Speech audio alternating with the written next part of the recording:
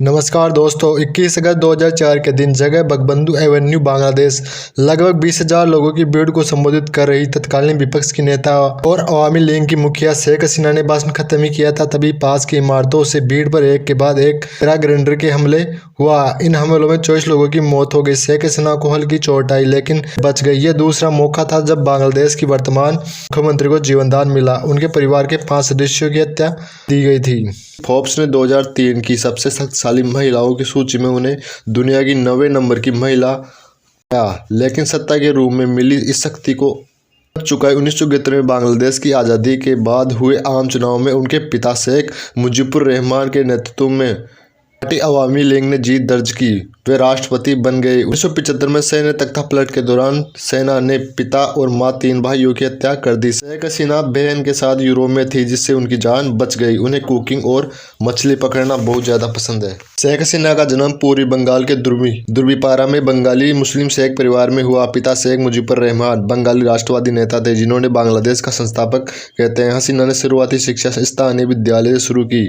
महिला कॉलेज से बंगाल में साहित्य में ग्रेजुएशन किया।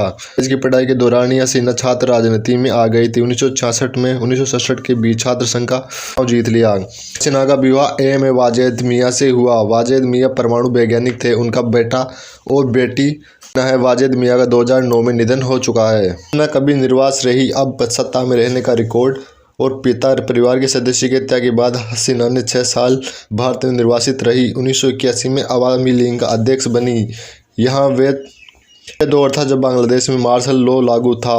बांग्लादेश पहुंचने पर हसीना को कई बार जेल भेजा गया। महीनों तक हसीना नजरबंद रही। 1986 में मार्शल लॉ के दिन आम चुनाव हुए और हसीना को हार का सामना करना पड़ा। 1986-87 में हसीना ने 4 दलों का अलायंस का समूह विपक्ष के रूप में नेतृत्व किया। बांग्लादेश में लोकतंत्र की बहाली के लिए उन्होंने बांग्लादेश नेशनल पार्टी (ANP) की प्रमुख खालिदा जिया के साथ मिलकर काम शुरू किया। 1991 में लोकतंत्र बहाल हुआ लेकिन चुनाव में उनकी पार्टी हार गई। 1996 में पहली बार प्रधानमंत्री बनी। एक अंतराल के बाद 2009 में फिर जीती और तब से लगातार चौथी बार बनी। 5वीं बार बांग्लादेश की प्रधानमंत्री बनी है। हसीना दुनिया की सबसे लंबे समय तक 20 तक सरकार की मुखिया रहने वाली महिला बन गई है।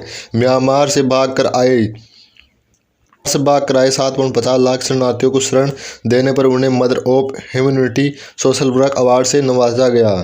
1996 में 2001 तक उनके 5 वर्ष का कार्यकाल बांग्लादेश की आज़ादी के बाद किसी भी पीएम के द्वारा पूरा किया गया पहला कार्यकाल था। महिला सशक्तिकरण और बालिका शिक्षा पर किए गए उनके काम के लिए उन्हें 2004 में यूनेस्को पीस 2 अवार्ड दिया गया। बांग्लादेश की राजनीति महिला कई मुद्दों पर किताबें लिख चुकी है। उन पर विपक्षी पार्टी के कार्यकर्ताओं की हत्या कराने के गंभीर भ्रष्टाचार करने जैसे आरोप है। एक ऐसी मामले में 2007 में उन्हें गिरफ्तार किया गया था। भारत के पूर्व राष्ट्रपति प्रणब मुखर्जी से उनके गहरे संबंध थे। वे शेख हसीना उन्हें प्यार से काका बाबू कहा करती थी। उनके लिए मछलियां भी बेचती थी। ऐसे ही वीडियो के लिए हम